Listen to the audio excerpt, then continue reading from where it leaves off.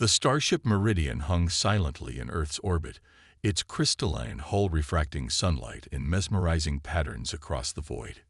Inside, Ambassador Sarah Martinez fought to maintain her diplomatic composure as Supreme Commander Vix of the Viridian Collective towered over the conference table, his bioluminescent patterns pulsing with barely contained rage.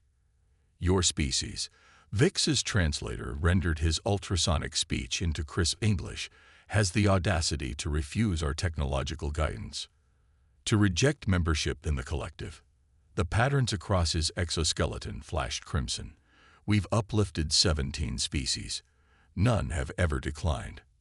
Martinez straightened in her chair, painfully aware that this conversation was being broadcast to billions across Earth and the collective's 1,000 worlds. "Supreme Commander, we appreciate the offer, but humanity has chosen to maintain its technological independence. We believe diversity in development paths benefits all species." A ripple of derisive clicks echoed from the Viridian delegation. Their species had achieved faster than light travel, while humans were still learning to harness electricity. To them, Earth's resistance seemed like a child refusing education from its elders. "Independence." Vix's translator struggled to convey his scorn. "Your primitive fusion drives. Your clumsy attempts at quantum computing. We've monitored your development for centuries. You barely understand the fundamental principles of universe manipulation." Martinez had expected this reaction. The Viridians, despite their advanced technology, had shown a remarkable inability to comprehend why any species would choose a different path than theirs. "Our achievements may seem modest to you, Commander, but they are our own. We learn through trial and error, through inefficiency and waste." Vix slammed his upper appendage on the table, causing the holographic displays to flicker.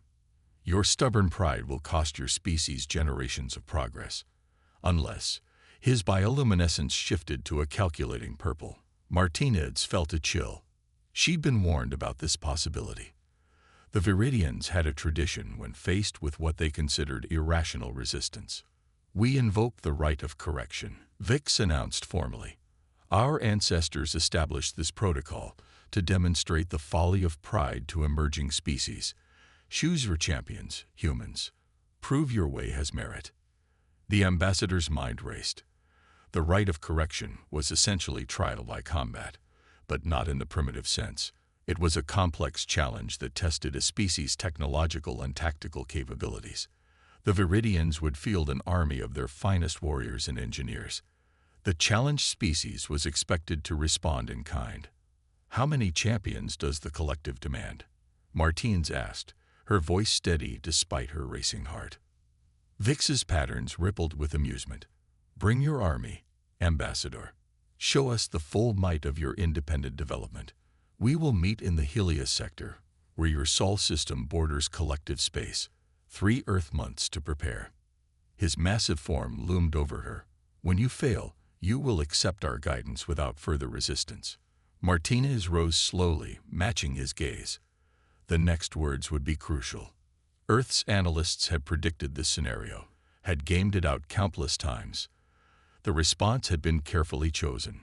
"Supreme Commander," she said clearly, ensuring every word would be heard across the galaxies, "humanity accepts your challenge, but we won't be sending an army." Vix's bioluminescence stuttered in confusion. "Explain." "We'll send one person." The Viridian delegation erupted in ultrasonic bursts that the translators couldn't keep up with. Vix's patterns cycled through colors so rapidly it was dizzying. "You mock the right of correction," he finally managed. "You insult our most sacred tradition." Martinez smiled slightly. "Not at all, Commander. We respect your traditions, but if you truly wish to test the merit of humanity's path, then one representative will suffice. After all, isn't the purpose to prove the effectiveness of our different approaches to progress? You would send a single human against the collective's finest." Vix's translator somehow managed to convey both outrage and disbelief. "Yes." Martinez's confidence never wavered. "If our way is truly inferior, surely your forces can overcome one human. Unless you fear what that might prove." The chamber fell silent. Even the distant hum of the Meridian's engines seemed to fade as Vix processed this unprecedented response. His species had used the right of correction 17 times in their history. Never had anyone responded like this. Finally, his pattern settled into a deep, dangerous blue. Very well, Ambassador. One human champion against our chosen forces. But know this, when your representative falls, it will prove once and for all the futility of your independence. And when our champion succeeds, Martins countered, the collective will acknowledge humanity's right to choose its own path. And you will never again attempt to force your guidance on us. Agreed. Vix's patterns flashed with finality. 3 months, Ambassador. Choose wisely. The future of your species depends on it. As the Viridian delegation departed, Martinez touched the communicator in her ear. Did you get all that? Every word came the response from Earth Command. Operation Looking Glass is a go. Sending the activation code now. Martinez smiled as she watched the Viridian ship vanish into FTL. They thought humanity was primitive, isolated, prideful. They were about to learn just how wrong they were. In a hidden facility deep beneath the Pacific Ocean, a stasis pod began its wake-up sequence. Inside, unbeknownst to the collective, humanity's champion had been preparing for this moment for a very long time. Dr. Isabella Reyes stood before the United Earth Council, her dark eyes scanning the gathered representatives with practiced calm. At 43, she'd spent more time in virtual reality than most people spent sleeping, pioneering the integration of human consciousness with quantum systems. Not that her intellectual achievements were visible in her stance. 20 years of service in the Terran Special Operations had left their mark in her measured movements and alert presence. Operation Looking Glass was initiated 15 years ago. She explained, her voice carrying easily through the chamber. When we first detected the Viridian observation platforms at the edge of our solar system, we knew first contact was inevitable. We also knew they would likely attempt to force their technological paradigm upon us. Holographic displays materialized around her, showing the intricate details of Viridian technology that Earth's quantum arrays had managed to decode. Their civilization is built on absolute certainty. They discover a principle of physics, perfect its application, and standardize it across their entire sphere of influence. It's efficient, but it has a critical weakness. She gestured, and the displays shifted to show comparison data. They've stopped innovating. Their technology is incredibly advanced, but it hasn't fundamentally changed in over 3 centuries. They're so convinced of their superiority that they've lost the ability to think beyond their established frameworks. And you believe you can exploit this weakness. The question came from the African Union representative, her expression skeptical. They still possess technology far beyond our current capabilities. Isabella's lips curved in a slight smile. Current is the key word, Madam Representative.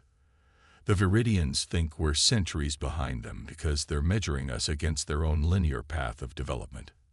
They don't understand that humanity took a different route entirely.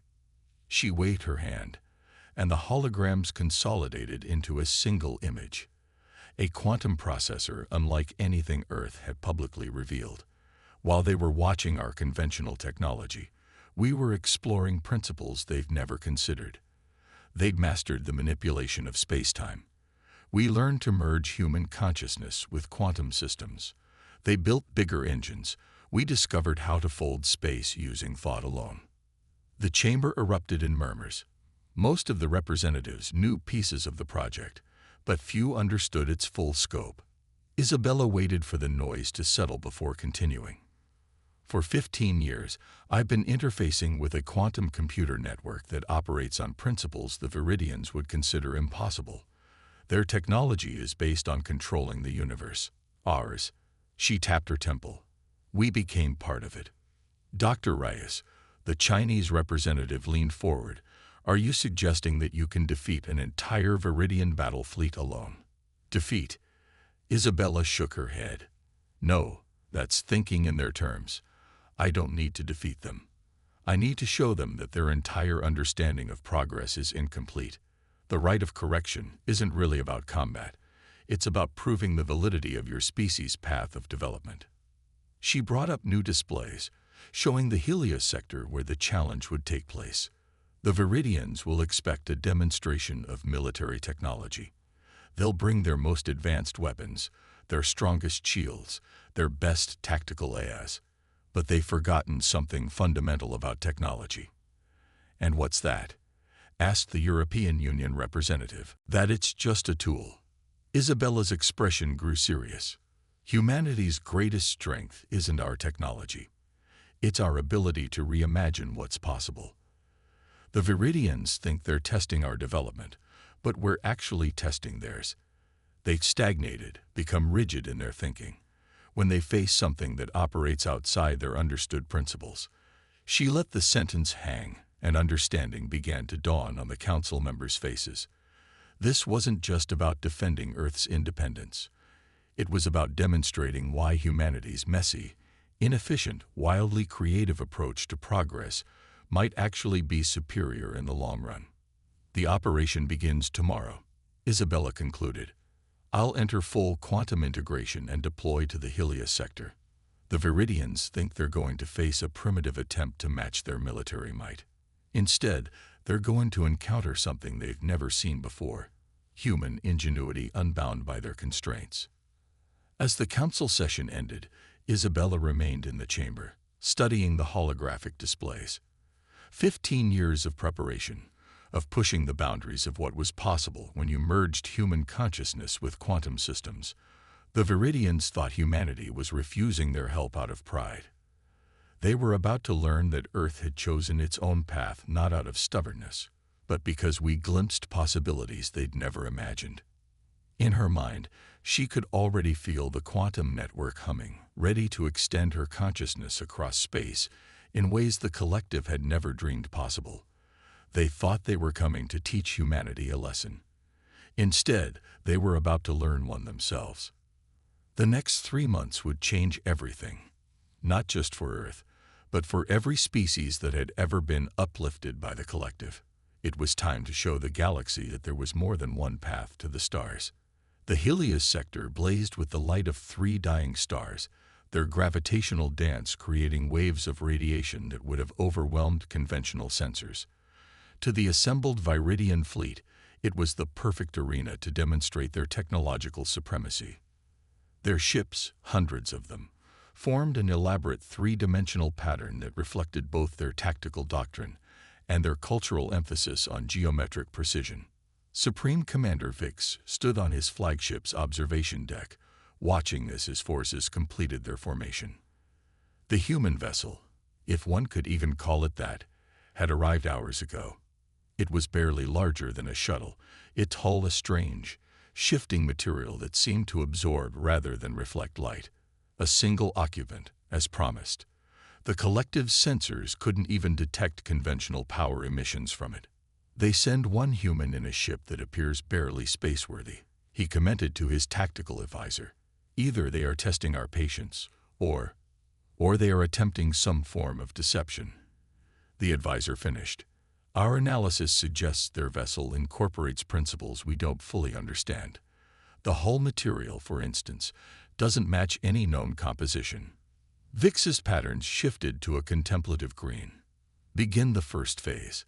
Let's see how their champion responds to traditional warfare. The Viridian fleet moved with perfect synchronization, their formation morphing into an attack pattern tested and refined over centuries. Energy weapons powered up, targeting systems locked on, and nothing happened. Systems are not responding, the tactical officer reported, his patterns flickering with confusion. All weapons are powered, but the activation signals aren't reaching the emitters. Inside her vessel, Dr. Isabella Reyes smiled. Her consciousness, merged with the quantum network, could perceive the Viridian ships at a level their sensors couldn't comprehend. Their technology was impressive, but it was also predictable, bound by rules and protocols they never thought to question. Interesting approach to weapons control, her voice transmitted across all Viridian frequencies. Your targeting systems use quantum entanglement for instantaneous response, but you never considered that the entanglement itself could be redirected. Vix's patterns flashed with shock. How are you interfering with our systems? Our quantum networks are secure, isolated from external influence. Are they? Isabella's voice carried genuine curiosity. Or do you just assume they are because that's what your understanding of physics tells you should be true? She let her consciousness expand further, touching the quantum fields that permeated the sector. To her integrated senses, the Viridian ships were like complex but rigid structures, each system bound by unbreakable rules. Rules that, to humanity's way of thinking, were more like guidelines. Let me show you something, she continued. Around her ship, space itself seemed to ripple.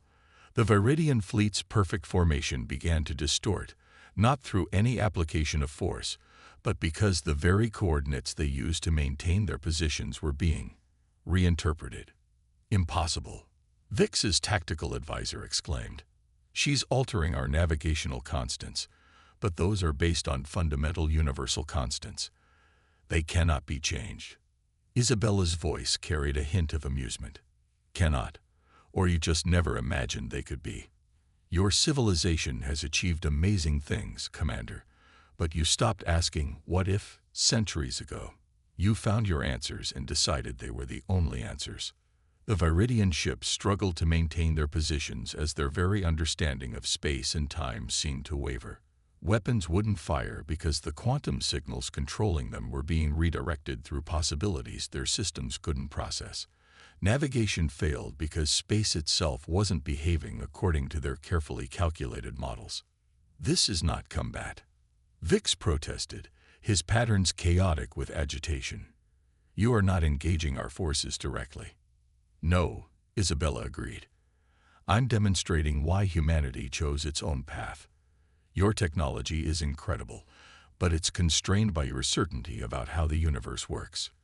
We chose uncertainty. We chose to keep questioning, to imagine possibilities that seemed impossible. She let her consciousness brush against their quantum networks again, not to disable them, but to show them something their sensors could barely detect, the way her ship's quantum systems integrated with her mind, creating possibilities that their rigid technology couldn't comprehend. The right of correction is about proving the validity of a species' path, she continued. You thought that meant showing military superiority. We're showing you something else, that there are ways of understanding and manipulating the universe that your certainty has blinded you to. Vix watched as his fleet, the pride of the collective, hung helpless in space, not destroyed or damaged, but simply irrelevant. Their weapons were useless not because they were inferior, but because the human wasn't playing by their rules at all. How? He finally asked, his pattern settling into a deep blue of acceptance. How did your species develop this understanding while we watched? Isabella's response was gentle. Because we never stopped wondering what if. While you were watching our conventional technology, measuring our progress against your standards, we were exploring questions your civilization stopped asking long ago. We didn't reject your guidance out of pride, Commander. We rejected it because we saw possibilities you had forgotten existed. Word of the confrontation in the Helios sector spread across the collective's 1,000 worlds at quantum speed. The footage, transmitted through their vast network, showed something that hadn't been seen in centuries. A Viridian fleet rendered helpless not by superior firepower, but by a fundamental challenge to their understanding of reality itself. In the flagship's primary conference chamber, Supreme Commander Vix faced a barrage of questions from the collective's council, their avatars flickering with agitation as they demanded explanations. Dr. Isabella Reyes had been invited to join the discussion, her small ship now docked within the massive Viridian vessel. This human hasn't merely defeated our forces, declared the chief scientist, their patterns cycling through analytical frequencies. She has demonstrated principles that contradict our most basic assumptions about quantum mechanics. Isabella stood calmly before the assembled avatars, her neural interface allowing her to perceive the quantum fluctuations of their transmission signals. Not contradict, she corrected gently. Expand. Your understanding of quantum mechanics isn't wrong. It's just incomplete." She gestured, and the ship's holographic systems responded to her thoughts, creating a visual representation of what she was explaining.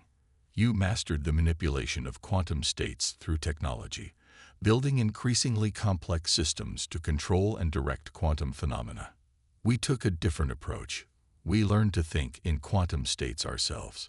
The display showed the neural pathways in her brain, overlaid with the quantum fields she could now perceive and influence. "Your civilization's greatest strength, your ability to perfect and standardize technology, became a limitation. You stopped looking for alternatives because your way worked so well." "But the inefficiency," protested another council member. "The resources required to develop multiple approaches when one proven path exists is precisely what drives innovation," Isabella interrupted. "Human progress has always been messy, contradictory, sometimes even backward. We try things that shouldn't work. We pursue dozens of different solutions to the same problem. And sometimes, in all that chaos, we stumble upon possibilities that a more ordered approach would never discover." The chamber fell silent as she expanded the display, showing how her ship's systems worked in harmony with her quantum-integrated consciousness. It violated none of the laws of physics the Viridians understood, but it used them in ways they had never imagined possible. "Your civilization has achieved incredible things," she continued. "You've brought order and stability to hundreds of worlds, elevated numerous species to the stars. But in doing so, you've also imposed limitations, not through force, but through certainty. You're so sure of your path that you've forgotten there might be others." Supreme Commander Vix, who had been unusually quiet, finally spoke. "You could have demonstrated this technological achievement in other ways. Why wait for the right of correction?" Isabella smiled. "Because we needed you to understand not just what we've achieved, but why our path matters. If we had simply shown you this technology, you would have analyzed it, standardized it, and incorporated it into your existing framework. Instead, we showed you something more important, that the very uncertainty you seek to eliminate can be a source of strength." The implications began to ripple through the council. Species that had been uplifted by the collective centuries ago started to question their own abandoned paths of development.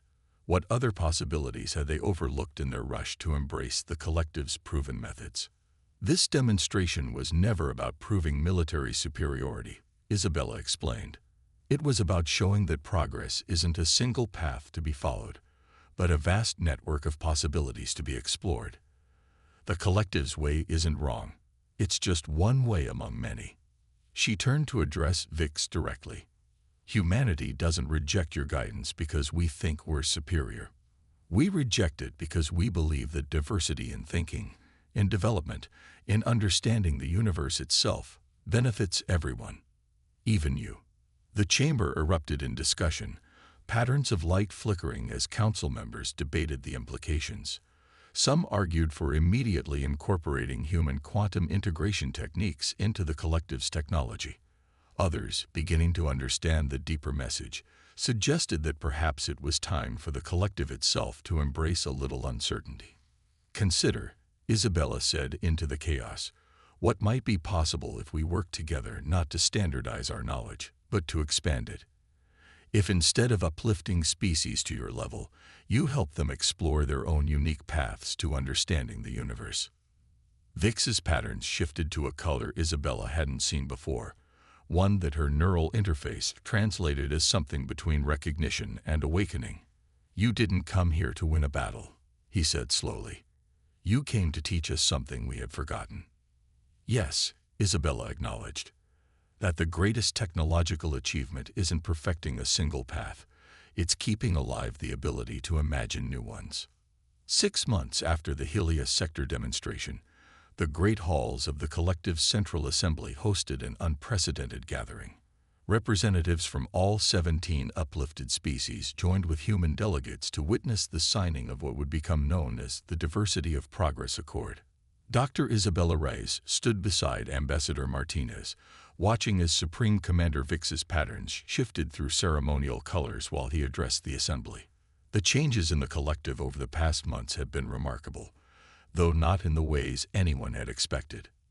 The right of correction, Vix began, his translator now modified to capture more nuanced meanings, was established to prove the superiority of our path. Today, we acknowledge it has served an entirely different purpose, to show us the limitations of believing in any single path. The assembled delegates stirred, their various forms of expression, from bioluminescent patterns to gravitational pulses, reflecting the profound shift in thinking that had swept through their civilizations. Humanity's demonstration in the Helios sector wasn't about technology, Vix continued. It was about possibility. For centuries, we believed we were lifting younger species up. Instead, we were unconsciously limiting them to our understanding of the universe. Isabella's quantum-enhanced senses could perceive the ripples of recognition moving through the gathering. Several species had already begun exploring their abandoned cultural paths to technological development, discovering insights their ancestors had glimpsed before accepting the collective's standardized approach. The accord we signed today, Ambassador Martinez spoke next, establishes a new framework for interaction between our civilizations. No longer will the collective uplift species to a predetermined level. Instead, we will share knowledge while preserving and encouraging diverse approaches to understanding the universe. She gestured to the holographic displays, showing the initial results of collaboration between human quantum integration techniques and Viridian precision engineering. Already, we've seen how different perspectives can unlock new possibilities. A collective ship using human quantum integration principles, a human space station incorporating Viridian geometric efficiency, but more importantly, questions we never thought to ask before. Isabella stepped forward at her cue, her neural interface connecting with the assembly's communication systems. The gathered species experienced a carefully controlled taste of human quantum consciousness, feeling how it was possible to perceive reality through multiple frameworks simultaneously. This is humanity's true gift to the collective, she explained as the delegates recovered from the experience. Not our technology, but our willingness to embrace uncertainty. To question not just what we don't know, but what we think we know. A representative from one of the earliest uplifted species spoke up. We had forgotten, they said, their crystalline form resonating with emotion. Before the collective found us, our people perceived time differently, as branches rather than a line. We abandoned this understanding to embrace the collective's more efficient view. But now, Vix completed the thought. We understand that efficiency is not always the highest goal. The collective brought order to the chaos of emerging civilizations, and that was necessary. But in doing so, we nearly lost something precious, the chaos that drives innovation itself. The accord signing was more than a diplomatic ceremony. Each species approached it differently, some adding mathematical proofs to their signatures, others incorporating quantum-entangled markers, and the humans including a small measure of uncertainty in their authentication that made the document itself a demonstration of their philosophy. As the ceremony concluded, Isabella found herself back on the observation deck where the confrontation had begun. Supreme Commander Vix joined her, his patterns now showing colors that hadn't been seen in Viridian communication for centuries. "We thought we were coming to teach you," he said, watching the ships of various species departing, each now modified according to their own cultural understanding of physics. "Instead, you taught us that there is no final lesson, only endless questions." Isabella smiled. "That's the most human thing you've said yet, Commander." "The other species are already recovering techniques and perspectives we thought were primitive," he noted. "The Zarkuli remember how to manipulate gravity through musical harmonics. The Ethkari are reviving their biological computation systems." "It's chaotic," Isabella suggested. "Inefficient, wonderful, all of those things." Vix's patterns showed amusement. "We face centuries of readjustment. Some in the collective still resist the idea of encouraging multiple development paths. They worry about losing our unity." "Unity doesn't require uniformity," Isabella replied. "Humanity has thousands of cultures, hundreds of approaches to any given problem. It makes us messy, complicated, sometimes contradictory. But it also makes us adaptable, creative, and very hard to predict. She gestured to the stars beyond the viewport. The universe is vast, Commander. Do you really think there's only one right way to understand it? No, Vikes answered, his pattern settling into the new color that had emerged in Viridian communication, the one that represented enlightened uncertainty, and that, I believe, is the greatest correction of all.